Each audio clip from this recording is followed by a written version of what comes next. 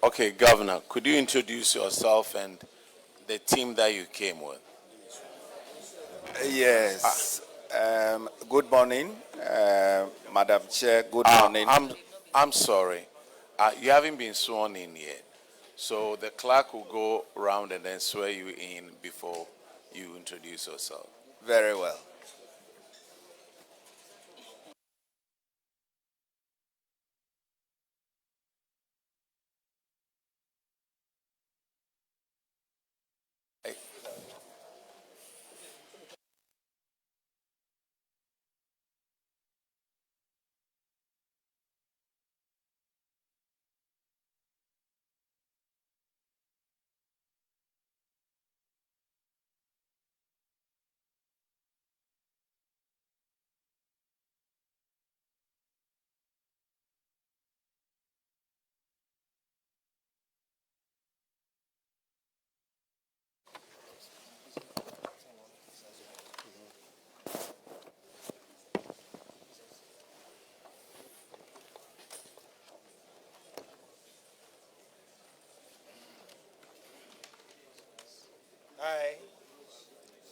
I, Johnson Pandit Asiamah, Swear by the Almighty God swear by the Almighty God that the evidence I shall give before this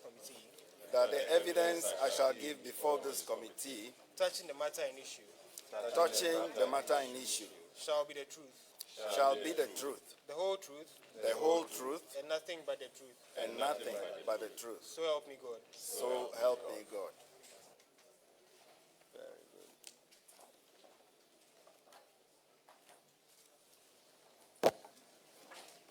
Okay, we can sit now.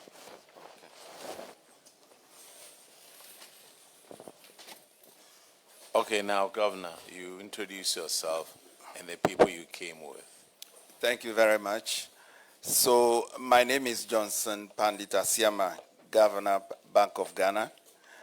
I am accompanied this morning by the First Deputy Governor, Dr. Zakaria Mumuni.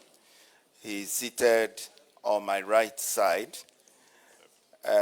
He's seated on my left side.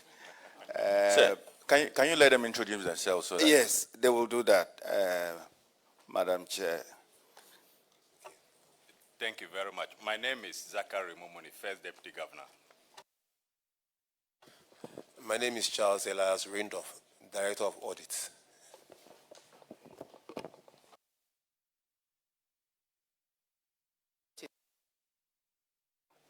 My name is Na Anyele Akofiosowa, Head of TISO, Financial Markets Department. My name is Ellen Jamra, Head of the Ghana Petroleum Funds, Bank of Ghana. My name is Nisoa Ahulu for the Financial Market Department. My name is Philip Abridotu, Director Research Department. My name is Richard Asan, Acting Head of Banking Department. Thank you. Thank you, Madam Chair.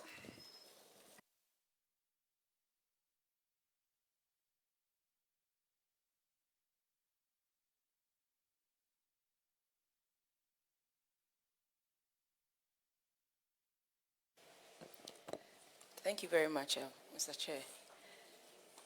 Governor, according to the reports on table 7 of page 12, it says that the export receipts, because this is in respect of foreign exchange receipts and payments, it says the export receipts through the Bank of Ghana for cocoa and minerals was $6.1 billion. The quantum that was surrendered to Bank of Ghana was $6.1 billion.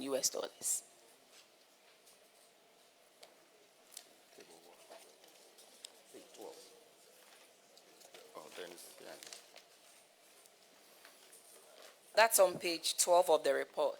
Okay. Okay. Table 7.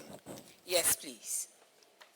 Yes, it says that the export receipts through Bank of Ghana for gold and minerals was $6.1 billion. The quantum that was surrendered to Bank of Ghana. Correct. Can you give us an idea the quantum that has so far been surrendered to Bank of Ghana for 2025, if you have? Madam Chair, these numbers are now being audited. May I request that we come back after that exercise is complete? That one. Yes. But just an idea, has it improved or it has dipped? At least you have an idea of... Madam Chair, let's come back and we'll give a good account of this. Okay. And it's the same for the cocoa proceeds that was surrendered. You come back with it? We will do so. Okay. And you come to page 15.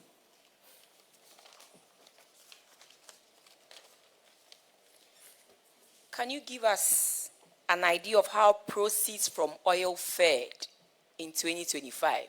Not the quantum, but an idea of how proceeds from oil fared in 2025 compared to what we have here for 2024. Now, can you take it? You can take it. Right. Madam Chair, we can give some broad account, but without any data at this stage. And may I ask one of my staff who works on this directly to come in and provide that clarity. Mention your name first. Hello, my name is Ellen Jamra. So for 2025, when we look at petroleum revenue receipts, it was $770.27 million. Thank you.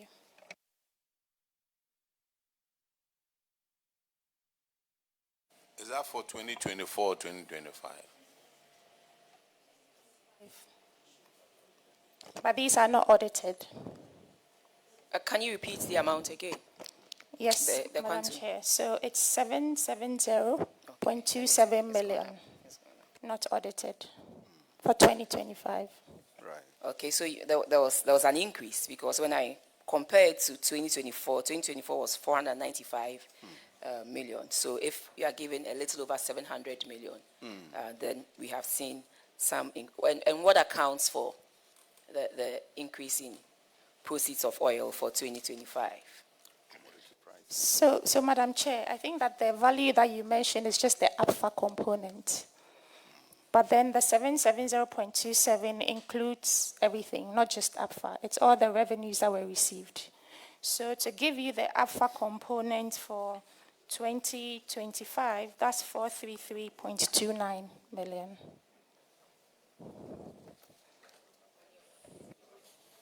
So, respectfully, Governor, what accounted for the dip in the alpha components of the oil? Well, generally, it should have to do with prices and volumes.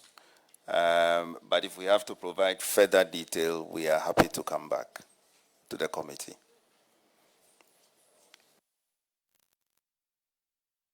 So, according to the report, your foreign exchange receipts from for 2024 was 11.9 billion US dollars.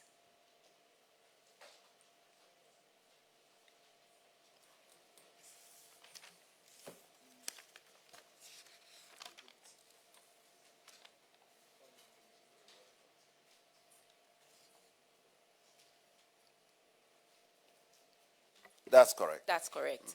And so, in your fair estimation for 2025, fair estimation, give us an idea whether we're going to see a dip or some level of increase in. At least you have management accounts. You don't have audited accounts, but you have management accounts. The year has come to an end. You should give us an idea of how you have fared based on the receipts. Generally, the external sector position has improved. It improved during 2025. But again, we can give you the precise numbers because I'm under oath. when that exercise, the audit exercise, is completed. Clearly so, I know you under oath, but you have to give, I was asking for some estimation because as you sit here, I know you have some idea of whether we've received more in terms of receipts from the gold, minerals, and oil, and all the other things that come in as receipts. And so that's why I That is just so. wanted an Our idea. commodity prices have fared well throughout 2025. And if you look at our Monetary Policy Committee press releases, we provided consistent detail. That underscores the reserve buildup that we have quoted in the MPC press releases.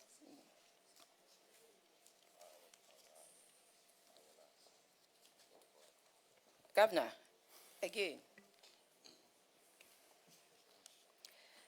we see that the auditors reports payments for services and work projections.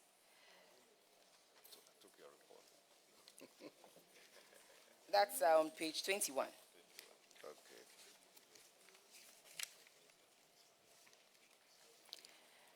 I want to give you the opportunity to tell the people of Ghana where your mandate lies. Whether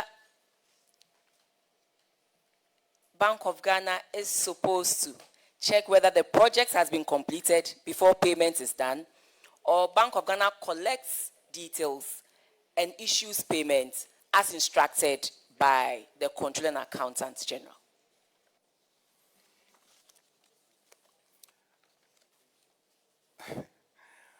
Madam Chair, as you are aware, the central bank is the banker for government and then also government agencies. We depend on controller. They are in charge of operating those accounts. And in all cases, we adhere to the instructions that are on those accounts. But I have my head of banking department seated right here. If there are specific details, maybe we can look at that, Madam Chair.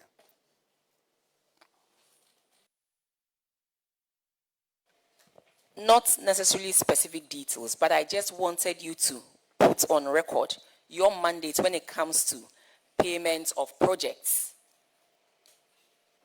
Like you said. Yes, so rightly so. Yes, It I is want just, you to be clear on that. Yes, for it, all of it us. is just like you have your own account with any bank. At the end of the day, you operate the account. The mandate is clear on that. And so controller, in my view, has plays that role. Ours is to ensure that the underlying vouchers are what they are, and instructions, follow what controller has authorized. We have our risk management department that also screens these payments. But the authority, the payment instructions, all that is effected through the controller.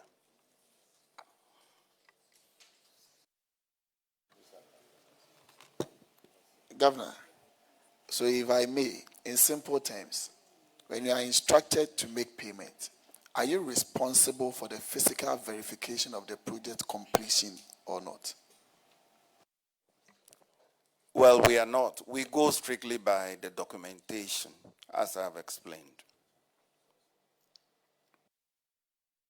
I guess we are beating around the bush, specifically for our logo.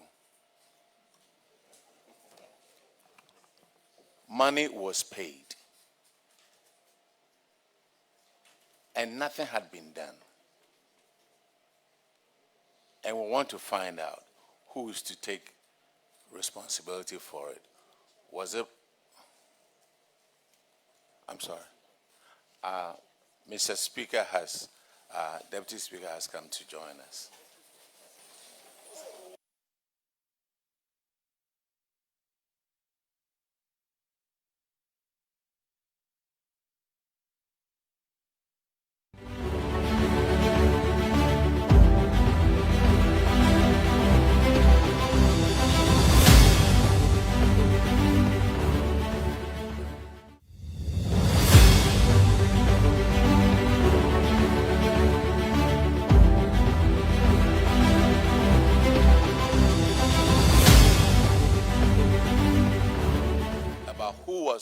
supposed to have gone to check whether work was done or not. In that case, where do we put the responsibility? Madam Chair, I believe that borders on issues about value for money. That doesn't sit with us. As I explained, we go by the documentation. We are a banker, for government. And so controller, Ministry of Finance, those agencies will be able to explain who does the value for money checks. What we do is to go by the underlying documentation, that dictates how the account is operated. With all due respect, cost of value for money doesn't come in at all. Monies were paid to a contractor, but no work was done. So, controller must have sent the documentation to Bank of Ghana for you to pay. So in that case, it's controller that we have to go to. Is that the case? Because nothing was done over there. Controller and any other agency will be able to speak to that, not us. Governor, that is why from the beginning I gave you the opportunity to establish what Bank of Ghana does, and then it ends there, so that the people of Ghana know that it is the mandate of Bank of Ghana to pay based on instructions received. It is that of the ministry sending the instructions to controller to also make sure that the projects for which they are paying for, the monies that are being dished out to the contractor is commensurate with the work that the contractor has done. So I just wanted us to clarify this once and for all, because last year it was something else on Public Accounts Committee. I was sitting exactly where you were. Well, Madam Chair, if this was a loan from Bank of Ghana, certainly we will take over that oversight role. This was a Government of Ghana project. We cannot speak on that. Now,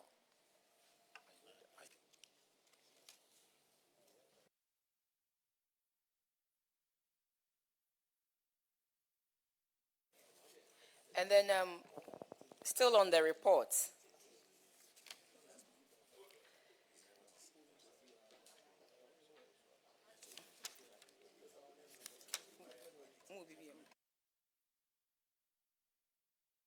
yes, still on the report, page 25. Governor, what goes into your management and technical service fees?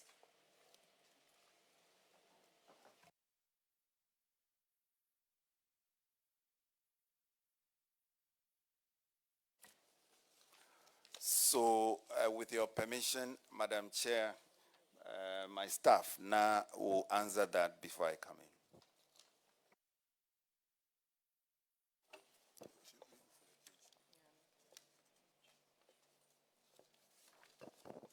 Okay, so thank you very much, Madam Chair. So management and technical, it includes salaries of consultants, service of a technical nature. So for example, payments for some of our software, including Reuters, Bloomberg, etc. And that's I thought it went beyond that, because I see $49 million US for management and technical services. Sorry, there are also payments in respect of the technical assistance, presidential Air Force plane, and then other engagements that we have, official speeches, lectures, etc. Under management and technical services? Yes, please. We would want an official breakdown sent to the committee. Yeah, yes, because the auditors pointed out that there's been an increase of 18.3%.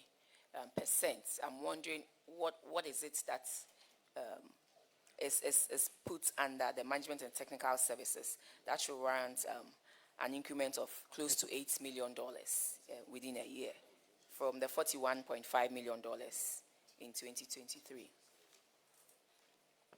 Very well. We'll come back to the committee.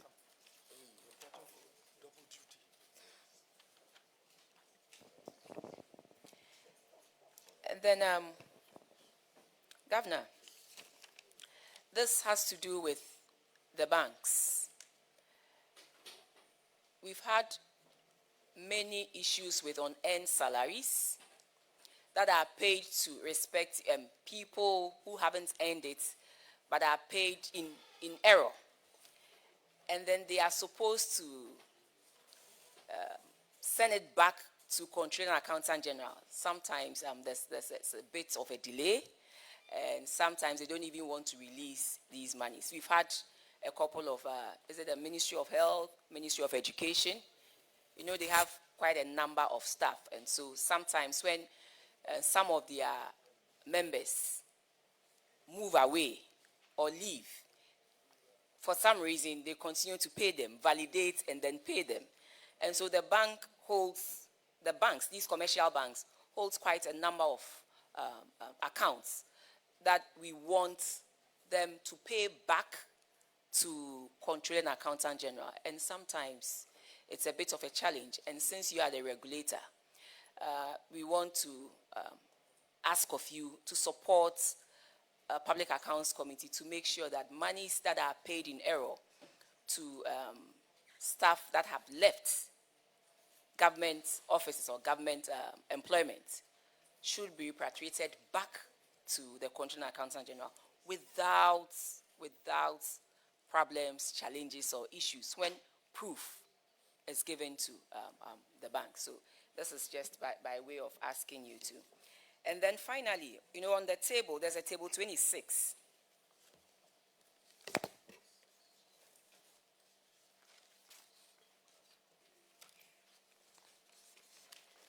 With various commercial bank dealers and their schedule of earnings.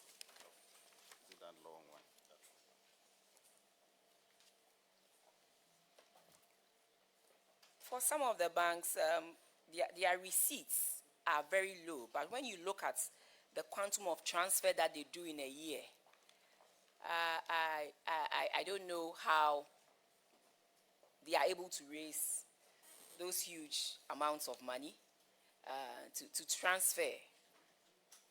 I just want you to help me here. How you supervise them, one, on the receipts that come in, and how they are able to transfer this huge quantum of money compared to the receipts that come in. Is it that Bank of Ghana feeds them with those huge differences in terms of forex, and so they are able to pay, or how is it done? So we have the interbank foreign exchange market, and therefore if a bank has a demand from a client for some transfers to be made, and remember those transfers are not just done, it has to be supported by relevant documentation. So the bank can do that.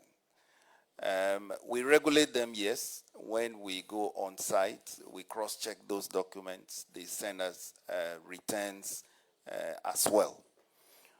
But I believe your question goes to the heart of something we observed when we came in. When we came in last year, we decided to meet the banks, and we met all the CEOs. And we made it clear to them that we wanted them to be more actively involved in promoting exports from Ghana, especially banks coming from some of our neighboring countries. Madam Chair, I can report that each of the banks submitted something to me showing what they are doing currently and what they can do to promote Ghana's exports, and we are monitoring that. So going forward, we'll ensure that the banks are not just doing banking, but they are serving as part of our eyes out there. If, for example, a bank is from South Africa, certainly they will understand the South African market better than anyone else, and therefore should be able to help a Ghanaian firm that wants to go into the South African market. And that is exactly what we are nudging them to do. And so far, so good. We are happy with the submissions they've sent to us. We'll continue to work with the banks. Thank you. Yes, Mr. Governor, I want to take you to page 12 of the report. If you were to look at page 12, you realize that payments for services and works in the 2024 amounted to some 1,771.96 million. And this represents an increase of about 48.59%. Clearly, what this tells us is that service and works is now the second largest forex outflow category after the energy and the non-energy forex sales. Our concern is that a 48.6% increase in 1 year is materially significant. And unlike debt service or on imports, services and work is largely discretionary. So are you able to tell this committee why that sharp increment of about 48%, and if indeed you reported this to Parliament? Thank you.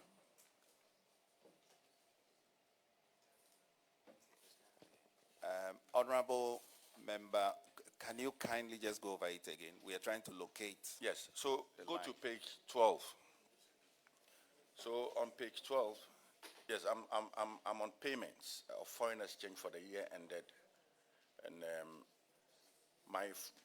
on the transaction type, I'm looking at payments for services and works. Table 8. Yes, and my concerns are that services and works payments rose by some 48.6% in 1 year. And I want to find out from you what policy decision justified this increase. Again, we are happy to come back to the committee with the details. The details will explain that much better, Madam Chair. We can come back with the components of that line, and that can explain it better. Well, but so these are reports that are captured by the Auditor General, and I'm sure,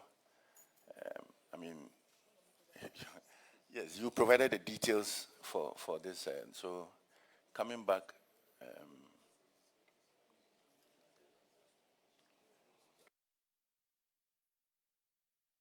Okay, Madam Chair, fortunately we already have the breakdowns under table 20.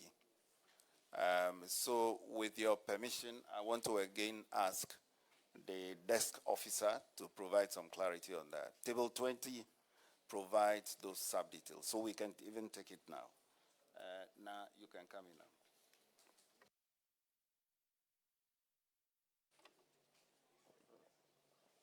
Okay, so Madam Chair, so as table 20 shows, payments for services and works comprises a number of other payments, including manpower training, embassy payments, progress payments to contractors, etc. So in terms of those details, and then of course sundries, that captures all the others, including medical payments and other smaller payments.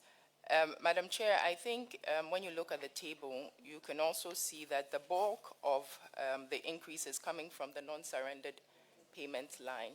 And these are payments that are made from FX accounts of government. So any payments that they have FX for which they want to make the payment from those accounts is where those go from. See, while I appreciate that table 20 gives a certain breakdown of the services and works for the year 2024, I find them weakly defined. And it looks like it's an avenue where BoG is using to conceal a lot of inefficiencies or quasi-fiscal activities. The explanation is not there. Probably maybe the auditors may want to come in, but for instance, manpower training and development, 40 million. What goes into it? Oh, yes, $40 million. I don't know. I don't know if you have an explanation, but it's a concern. And No, Madam Chair, the manpower training and development even declined. If I'm looking at that table, based on your question, I'll be looking at the last two rows, the sundry payments and the non-surrendered payments. Madam Chair, what I'm requesting is that we provide details of those. I'm sure that will answer your question, because that is where you have the significant increase. We can bring that back to the committee as early as possible. I believe it will answer your question. But, Madam Chair, let me put it on record, we do not conceal anything, far from that. We look forward to that. I also want to find out from BoG that if you look at the IMF's structural benchmarks or the performance criteria as set out in the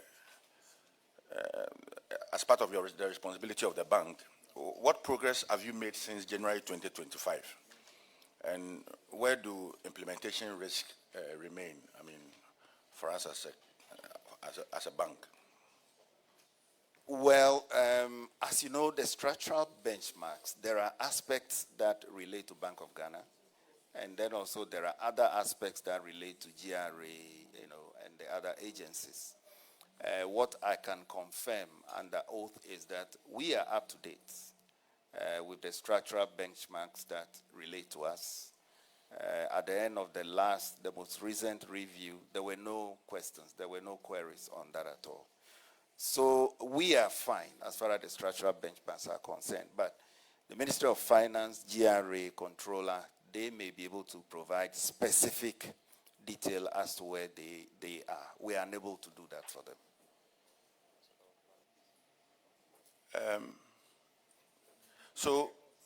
Yes, so for instance, there's a key concern, and that has to do with the heavy use of the gold-based instruments, the gold for oil, the gold for reserves, gold for foreign cash, which amounted to some 3.9 billion in 2024 alone. And this is captured in pages 16 and 17 of the report. These operations substitute for direct fiscal financing, and it blurs IMF ceilings in practice. Do you agree with me on this subject?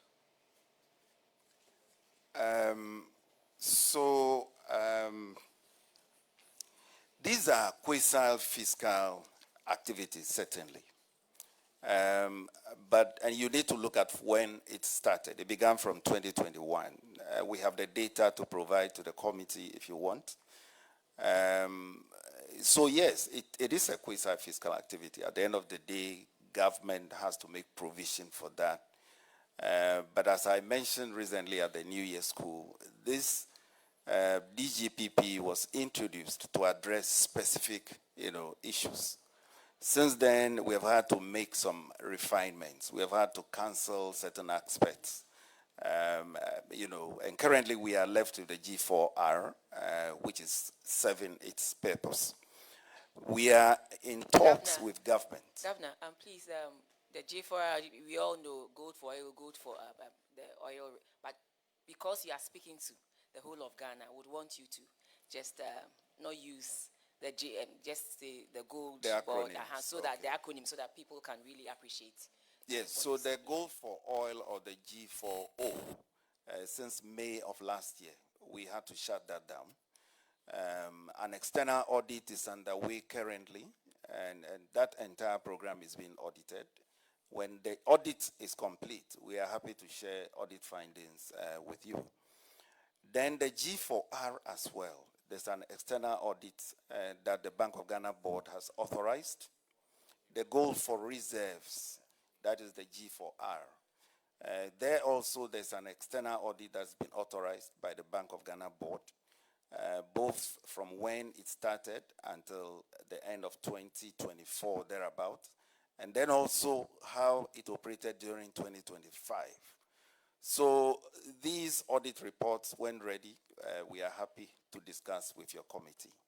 But I must say that these are programs that have, or more or less were introduced for to address specific national challenges. And we believe that going forward, what we have to do is to reform them, to reduce the cost further, to treat them as quasi-fiscal interventions, and that should support our reserves build-up going forward. Thank you.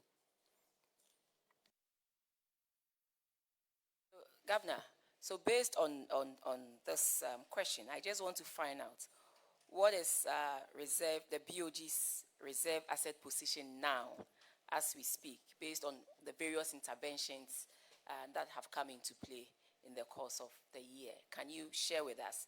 In 2024, per the report, it says the asset position was $8.6 billion US. So if you can share with us that. Very well. Again, with your permission, I want to ask Na, who works on this directly, to provide the data. Yes, so thank you very much again, Madam Chair. So with regards to the reserves, as at December 2025, end December 25, our reserves position stood at $13.829 billion. Thank you very much. So, and Governor, you indicated that at the New Year school, there were some comments that were made with respect to the Good for Oil program, which indicated some losses, especially some loss making for the Good for Oil program. Indeed, if you look at the gold inflows, we are looking at some $3.96 billion, which is reported in the report, pages 16 to 17. Are you able to tell us how much of this relates to specifically to gold for oil, and which losses have been incurred based on your earlier session? Madam Chair, I have some data here I can provide on the net losses for the gold for oil and also net losses for the gold for reserves. In 2022, the net losses for the gold for oil was about 74.44 million Ghana cedis. We did not have a net loss for the gold for reserves in 2022. Then in 2023, the net loss for the gold for oil was 317.69 million in 2023. On the other hand, the net loss for the gold for reserves, the losses in 2023 was 1,054.84 Ghana cedis. A little over 1 billion was the net loss for the gold for reserves in 2023. Then in 2024, the net loss for the gold for oil was 1.8 billion Ghana cedis in 2024. On the other hand, the net loss for the gold for reserves in 2024 was 3.8 billion Ghana cedis. Now, for 2025, and as we have indicated, this data is under audit, and we will want to wait until the audit is over. We will publish our financials by March this year. When we publish it, the data for 2025 will be provided in those financials. So as I've mentioned, it's not a question about losses then and now.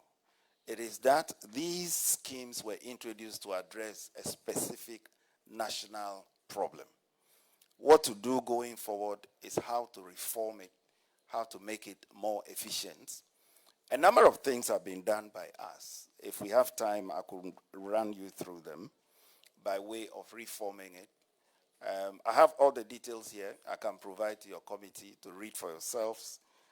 But going forward, our appeal is to move in a unified manner. We want everyone to get on board, to reform this better, and to sharpen its efficiency so that it supports, economic stabilization, it supports our reserves build-up going forward. At the Bank of Ghana, we have started. This week, our board is having a joint meeting with the board of the Gold Board for a start. Beyond that, we are going to be meeting with other stakeholders, and we'll be happy for experts in Parliament to join us. We believe that it can be made a win-win. A friend of mine made a comment that I want to share with the committee on this. He said, if this issue doesn't unite us as a country, then he doesn't know what other issue will unite us. The losses are not new. They were there before 2025. And so rather than apportion blame, let's get to the table. Let's see what to do further. We did a bit last year to reduce some of the charges. What more can we do and sustain it? Other than that, going back to leave the space for the smugglers, going back to leave the space for others. And if you look at how much we've lost as a country by way of leakages over all the years, it is mind-blowing. So our appeal is that we work together, Madam Chair, going forward to reform the space. It will help us as a country. Thank you. Thank you very much, Governor, for our space that you have used to tell of what you're doing in that with the Gold Board or the Gold for Reserve program. But Governor, I want to find out from you. You mentioned some losses that had been incurred for the Gold for Oil program and the Gold for Reserve program as well. And then in 2024, you mentioned that you had incurred a loss of 1.8 billion for the Gold for Oil program. So based on that, the board advised you to end the Gold for Oil program. In that same vein, you're telling us that there was a 3.8 billion Ghana cedis loss for the Gold for Reserve program. Why did the board not advise you to also bring to an end the Gold for Reserve program? Because when you compare the losses, this is 3.8 billion, and that is more, I can say, almost twice that of the Gold for Oil program. In that same vein, I'm just asking, why did the board not advise that you also cancel this? So the first probably reference is to observe that since we canceled the Gold for Oil in May last year, we haven't seen a build-up of queues at the pumps. Because one of the objectives for the Gold for Oil was to support that. And so we believe that the cancellation was worth it. There were quite too many issues under the Gold for Oil that we needed to unearth. And therefore, the board authorized an external audit. We got PPA approval for the audit just about 2 months ago. And so that exercise is underway. In the case of the Gold for Reserves, as the name suggests, the objective was to help us build reserves. Now, based on the data that NA has provided so far, the evidence is clear that it is not a question of shutting it down, but it's the question of enhancing its efficiency, looking at inefficiencies that you have to take out. And that is why we went after Goldbob. I also have a table here I can give to you. You see the reductions that we have brought to bear. Madam Chair, it will interest you to know, for example, that until last year, especially the exports of the small-scale gold sector, we were just lucky nothing happened before 2025. Because there was no insurance component after those consignment lands at the destination country. And we had to insist that we needed to protect Ghana, even for that 5% that had to be paid. And so currently, everything is paid before the consignment is lifted. Otherwise, there has to be an insurance guarantee. So going forward, let's look at these aspects that we can fix in the interest of the country. And it calls for a unified approach. The external auditors have already been authorized, as I mentioned, by the Bank of Ghana board. The goal for all is being audited. The goal for reserves will also be audited. When that exercise is over, we are happy to sit with you to look at where there were infractions or not and what to do with it. But the best thing now that will be in the national interest is to look again at the trading model and to, for example, decide, should the Ministry of Finance make a budgetary allocation to take care of the costs, given that this is supporting our reserves build-up? Those are the type of questions we need to agree on.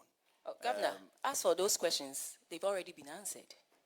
Ministry of Finance allocated $217 million for Goldbob operations in the 2025 budget. So as for those questions, they've already been answered. Sorry it is just that when you look in the budget from January to September 2025, nothing was given to them. So that allocation was already in the budget. But nothing was given to them. Then Ministry of Finance comes to tell us in the budget that for the end year projection, that's about 4.5 billion Ghana cedis, they are going to utilize it. So if you say that we should now go and find out whether Ministry of Finance should fund it or not, that was already made in the 2025 budget, which Ministry of Finance from January to September did not give a dime to Goldbob. So, if I can explain, yes. Madam Chair. Yes, Governor. So you need to differentiate between two things. Yeah. There's the trading amount, and then there's also something to take care of the inherent costs. But Governor, once Ministry of Finance, one Ministry of Finance gives you the allocation, it is within that framework. You will have to use it per the Public Financial Management Act, and then reports. So it is up to you. But once that allocation has been made in the budget, whether it is for this or that, provided you are using it per the Public Financial Management Act, you don't have a problem. And so that was already in there. $217 million. Ministry of Finance from January to September did not pay a dime according to the budget that was submitted to us in November 2025. And the Ministry of Finance says, from September to year end, I am going to utilize the 4.5 billion. That means the 270 has been translated into Ghana cedis, and they are going to utilize the 4.5 billion Ghana cedis. I cannot ask you whether it's been used or not because you don't run the Ministry of Finance budget. But maybe in the mid-year, we will know or we would see, or we can come by way of questions to the Minister for Finance. So that conversation has already been had, and it was in the 2025 budget that Ministry of Finance has allocated $217 million to them, and it was up to them to utilize the money per the Public Financial Management Act, and they wouldn't have any problem at all. Madam Chair, but I'm trying to explain one thing. There are inherent costs in the trading model. That inherent cost is currently being borne by the Bank of Ghana, not just in 2025, but since the program started. The losses that were incurred on the gold for oil in 2024, it was borne by the Bank of Ghana in 2024. The losses that were incurred in 2024 under the gold for reserves was borne by the Bank of Ghana. And so what I'm saying is that because of the cost involved, it's not enough to just allocate X amount for the gold trade. You have to allocate something to say if there are costs incurred, government will absorb it to this amount. And then that way you free the financials of the Bank of Ghana. Madam Chair, and I'm saying this because The Bank of Ghana, due to what has happened since 2022, remember someone says we are an insolvent central bank. We already have our own issues. We are actually operating at very, I want to use my words carefully. So we are not in a position to shoulder those costs going forward. As we speak, we are having a conversation with the minister to see if they can reimburse us, even for those costs that were passed on to Bank of Ghana since 2024. So going forward, the key thing or the key question is, who takes charge of the costs incurred in that exercise? And if Government of Ghana decides to budget for those, because it's a quasi-fiscal activity, and then if we have some further reductions in other aspects of the cost, then we can operate this model going forward. And so maybe you can join us, you can be our advocate to government to ensure that going forward the costs are well budgeted for. And I tell you, we can operate this model efficiently. Governor, respectfully, previously, there was no allocation in the budget for these exercises. But come 2025, there was an allocation for such activities. And when you translate about 4.5 billion, how much of the loss have you made so far? Then we can look at it and see whether the 4.5 can cover it or not, because per what I know, government budgeted for it with an amount of $270 million in the budget. So yes, it was in the budget, but the actual cash, got provided in December at the end of the year. So in between, the trade had to be sustained. And hence, that was where Bank of Ghana had to stand in, just as we stood in the earlier years. But our concern is the costs that are involved, especially for 2025, which was mainly because the volumes have increased. Now, the volumes increasing, that in itself is a good thing. What it means is that we are winning against the smugglers. Formerly, all that quantum, the additional quantum, if you take it over the 2024 volumes, all that quantum was probably being smuggled. And the proceeds were not coming back into the country. As for the quantum, if we say we're going to talk about it now, it's something else altogether, because a lot of Ghanaians believe that the sharp increase in the quantum of gold is commensurate with the increase in the activities of Galamsey. So let's not talk about the quantum. I'm only talking about the efficiency of the program and the transparency of it as well. Finally, I want to find out from you that 3.8 billion loss that you mentioned. Where can I find it in your financial statements for 2024? Madam Chair. Madam, respectfully, you can't do that. Record. It's important for us to, especially when.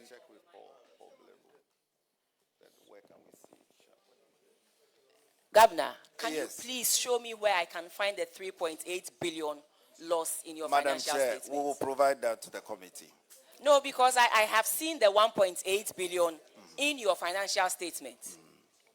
I have seen the 1.8 billion stated in your financial statements, but I haven't seen the 3.8. So, respectfully, if you can show me exactly where the 3.8 billion Ghana cedis loss has been located. We will provide that, Madam Chair, respectfully. We will come back to the committee. Governor, as for your banks, this is for 2024. I'm talking about 2024. It's on the website, but I can't find the loss of 3.8 billion Ghana cedis. If it is, this is 2024. So you the wouldn't find 3.8 you said was in, I have seen the 1.8 stated in your financial statement. Right. For the gold for oil program. But that might be for the 2023. No, it's for 2024. Your 2024 financial statement is on your website. Yes. So I went there and then I checked. I saw the 1.8 billion loss in there. I saw the 1.8 billion loss in the financial statement, but I'm yet to see the 3.8 billion that you mentioned here in the financial statement. Yes, so Madam Chair, can we come back? Madam Chair, I've promised we will come back to provide that clarity. Yes.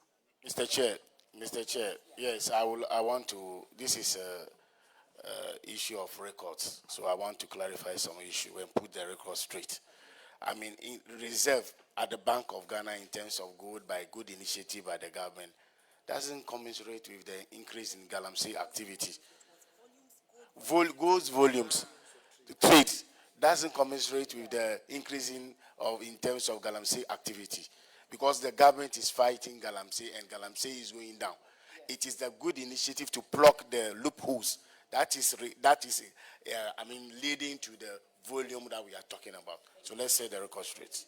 I think that it's important that we all acknowledge the fact that nobody has made any assertion to the fact that the volumes are as a result of galamsey.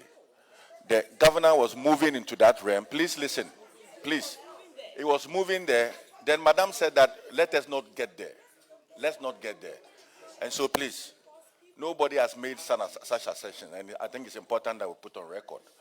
But Governor, you were moving there, and I said respectfully, let's not go there, because people will make, that was what I said, people, citizens, it is believed, citizens will make that assertion. But I am interested in the efficiency of the program you are running. That was exactly what I said. Ranking, please, I haven't finished. That was exactly what I said. And so I'm going to go on with... Madam Chair, we have a policy on responsible mining practices. And so we are assuming that these transactions are in line with our policy on responsible mining practices. And that is why I mentioned the scaling up in the volumes. If there's evidence otherwise, I'm sorry, the relevant agencies will be able to provide. Thank you. I'm happy with that response, Governor. Let me move on. Governor, as part of your monetary policy transmissions and credit conditions, inflation currently is around 5.4%. But Governor, what is your target inflation rate? Is it 6 or 8 plus or minus 2, please? Well, we have a medium-term target, which hasn't changed, of 8 plus or minus 2%. That remains our medium-term target as at now. We haven't changed it at all. So clearly, you can see that you have done a lot in that space. And inflation now is below your target, plus or minus 2, the 8 plus or minus 2. But then, businesses are seeing a high rise in borrowing costs, because rates concerning that hasn't really come down. I know sometimes when there's disinflation, it comes with high borrowing costs. But then what can you do in that area in terms of your monetary policy transmission, making sure that we see some drop in credit conditions to ease businesses and households when it comes to loans? Madam Chair, on the contrary, the data suggests otherwise. Credit conditions are easing. As at our last MPC meeting, end of November, it was reported that average lending rates had declined to 22.2% compared to 30.5% a year earlier. So on the contrary, things are actually getting better. Lending rates are on the decline. The GRR, the Ghana reference rate, has come down sharply. And it's now around 15% or thereabout. So, Madam Chair, we are on the bend. The lending activity by the banks is following the general stabilization, the general decline in other interest rates. We hope to see more of this as we go on. Now, talking about that, there are channels through which these monetary policy impulses get transmitted. For example, the exchange rate is one channel. It's quite a strong one in Ghana. The pass-through is quite rapid. Then you have the lending channel, you have the interest rate channel, and also the expectations channel. We believe that all these channels are working in unison, and that's why we are seeing the progress that we are making. Madam Chair, I made the point earlier also that we've met the banks. So not only are we using our interest rates as our traditional tools, we are engaging them to also support the real sector, the export activities, discovering new markets, helping to hold the hand of a Ghanaian businessman to discover opportunities out there. We believe that especially the banks that are from other countries, South Africa, Nigeria, and what have you, will be better placed, to help in this regard. So we'll continue to push hard on those fronts, in addition to, the traditional monetary policy making that we are doing. We are supporting government to a great extent. As you are aware, Madam Chair, the level of coordination with the Minister of Finance has been stepped up currently. The EPCC meetings are now held regularly, and we talk with the minister about twice every month. We hold a breakfast meeting. We lay out our concerns. We meet him halfway. We agree on how we're going to address this issue. And so, Madam Chair, we are on the bend. We believe that the stability we've seen in the past 1 year is here to stay. And on this note, I think we should thank Parliament for the support that we also enjoyed last year. We have had to pass a number of critical legislations, and I think we must commend you for that support. What we have done through those legislations is that some of the things that happened in 2022 will not happen anymore. The huge liquidity injection that took place those days would not happen easily anymore. If I have to sanction any of those activities, I would first have to approach Parliament, or the Minister of Finance will have to approach Parliament. We have strengthened the oversight function of Parliament going forward, and that strengthens the framework going forward. So I thought I should put that on record, our commendation for the support of Parliament. We'll be coming back with some more legislative reforms, and we are sure you'll be there to support us. Thank you, Madam Chair. Governor, but I still am a bit concerned about the difference between the policy rates and the inflation of 5.4%. It's quite huge. So whatever it is that you are doing, now that you have even gone below your target, maybe you need to ease those monetary policy operations in that area so that things can balance a bit. That's all I'm saying. So we support our household and businesses when it comes to the cost of borrowing, because now you have what you want, and you have even gone below what you wanted. 8 plus or minus 2, and it's 5.4. So maybe you should think of easing that a bit. Well, the committee here will gladly always support you, because whatever you do, we know affects the economy at large, and we are representatives of the people. And so if we have to support you to make sure that you ease the burden of the representatives of the people, the ranking members and myself are happy, including Parliament, to support you to make that happen. But we'll be very grateful if you can ease the operations a bit, because you've hit your targets already, and then you can look into other things. Finally, you mentioned the forex exchange market management. Can you tell us how much liquidity you have pumped into the market in terms of forex, and then in terms of CDs as well for 2025? Madam Chair, well, I have my head of financial markets here. I would ask him to come in. But before he does so, Madam Chair, you know, our foreign exchange management framework is based on the managed floating regime. Now, that framework hasn't changed. It is what has been in place for years now. We have the same thing in place. However, during last year, we made some changes on the operational side to strengthen the framework, we published a guideline to the public explaining that framework.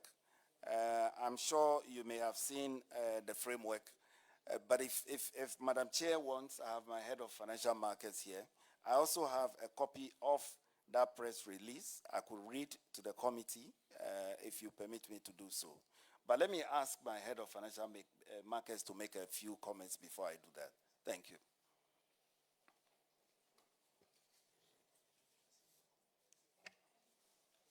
Thank you very much, Madam Chair. My name is Nsowa Ahulu, Financial Markets.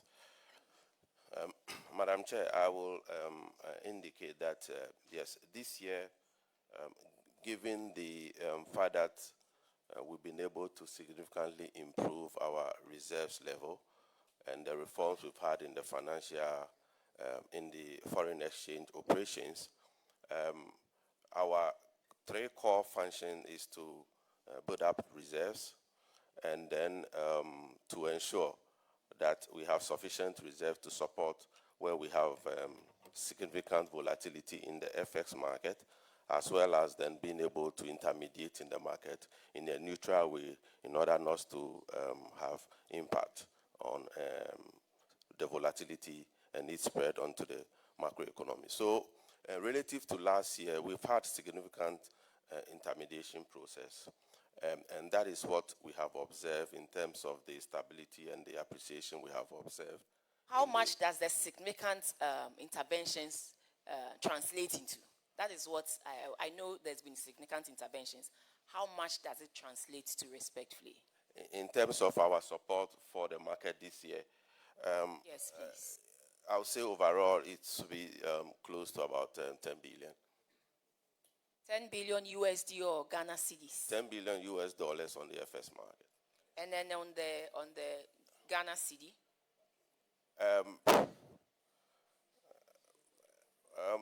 That should be, remember, supporting the market will be equivalent to withdrawal of cedis. So that component will be, if we take an average rate of about 10.5 and multiply by the 10 billion, that should give somewhere around maybe 15 billion in terms of withdrawal of cedi liquidity. That is what we have done this year.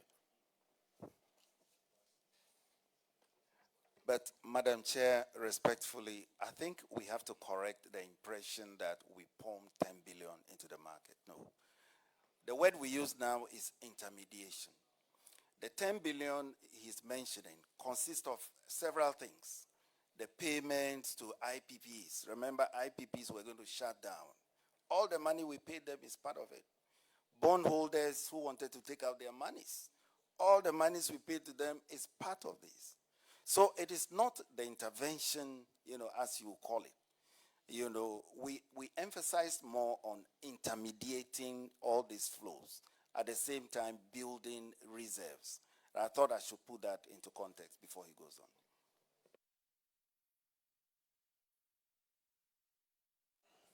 Mr. Chairman.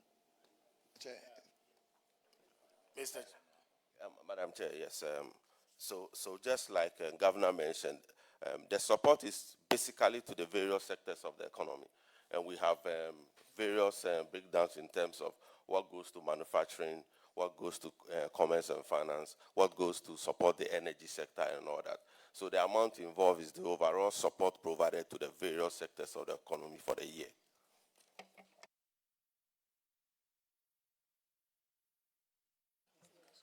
Yes, so, Governor, I have a data with me which talks about 39.4 tons of gold previously lost to smuggling in terms of has been formalized at the sector. That actually leads to the volume extracted.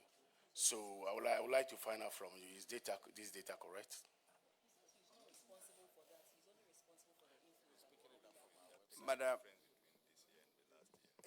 Madam Chair, what we know is that there's been a difference between what was being aggregated, for example, in 2024 and what was done in 2025.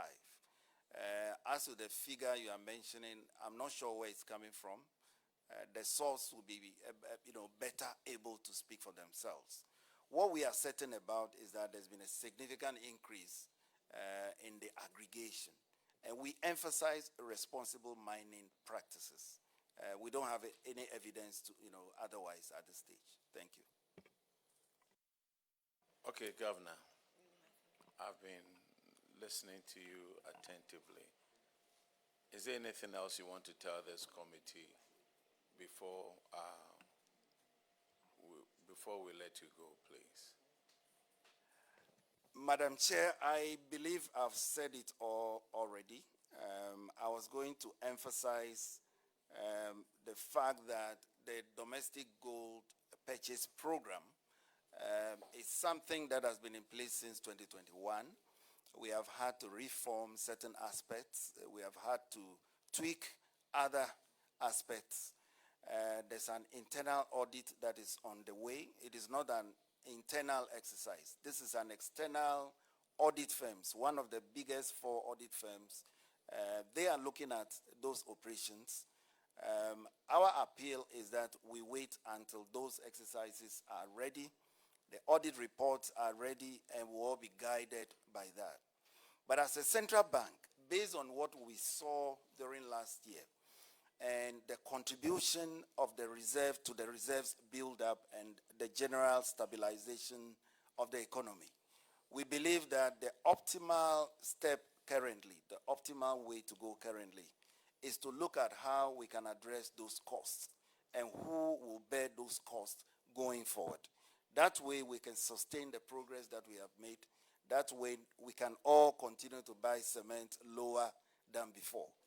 I am quite happy when I hear Ghanaians draw our attention to some of the price declines that we are seeing. It is real. And we believe that over time, other prices will also, follow suit. What we ask for now is please join us so that we reform this framework for the better of Ghanaians. Thank you. Mr. Governor, while joining you, in fact, I like how you simplify issues from your end and all of that. It's so brilliant. But however, so do you accept as a bank that your engagement in these quasi-fiscal activities are contrary to the IMF commitments? And have you informed the IMF on this, these losses? Well, in the first place, the Bank of Ghana law is the law that guides our operations. It mandates us to do what we are doing. The Bank of Ghana board, the board that was in place in 2021, I believe was fully aware. They approved this. Secondly, the IMF has not objected to our involvement. Their point is that the costs, the inherent costs, cannot continue to be borne by the central bank alone. And that is the IMF's position, which we agree with. That's why we are engaging government. We are engaging other, government agencies who also have to, burden share. And we are asking that Parliament support us in this regard. We must do whatever it takes to contain the costs. We must do whatever it takes to burden share in terms of the cost. And then we must do whatever it takes to sustain this program going forward. Because it will help us. It will anchor the progress that we have made. And it will sustain the gains going forward. We believe that is in the interest of Ghanaians. Thank you. Well, I brought in the IMF because you know that under the IMF Extended Credit Facility Program, the bank is bound by some clear structural commitments. And in the commitment, you must not finance government, either directly through overdrafts or indirectly through loss making.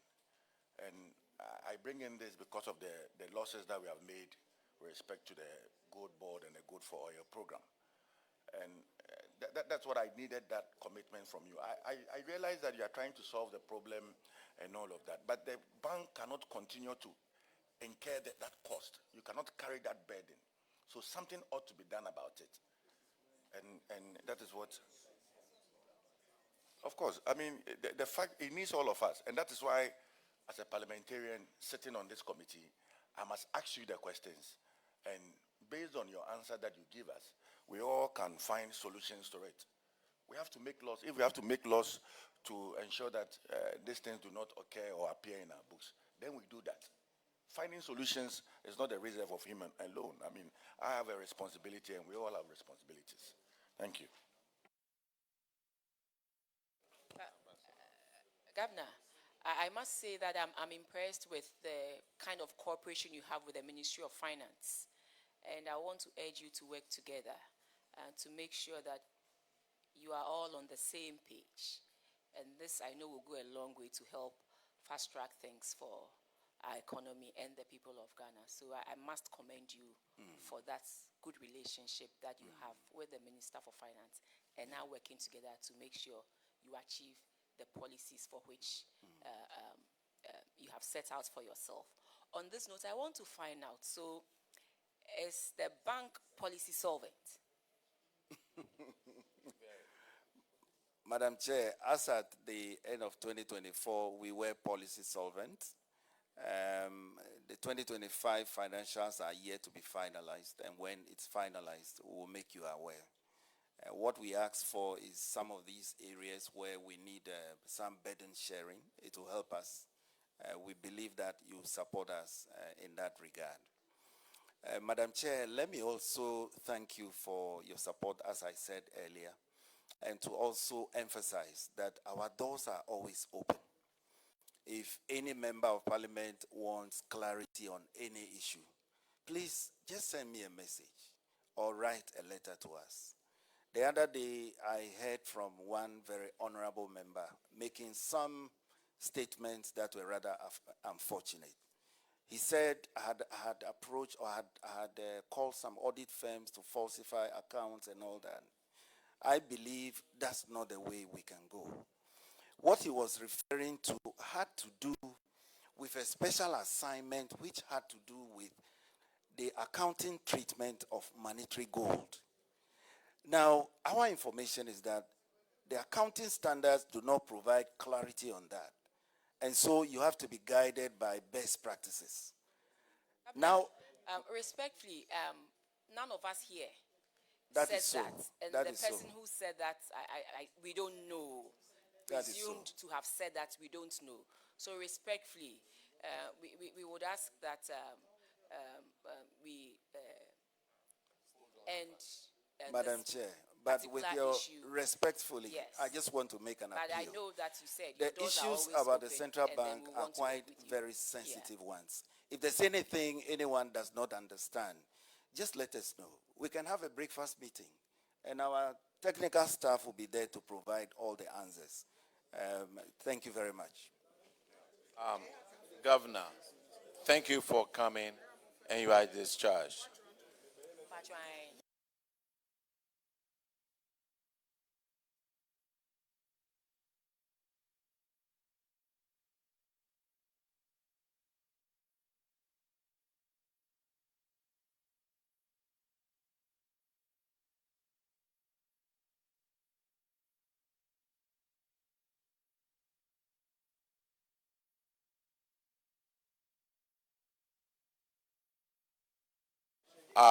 The next group to be called is Ministry of Agric.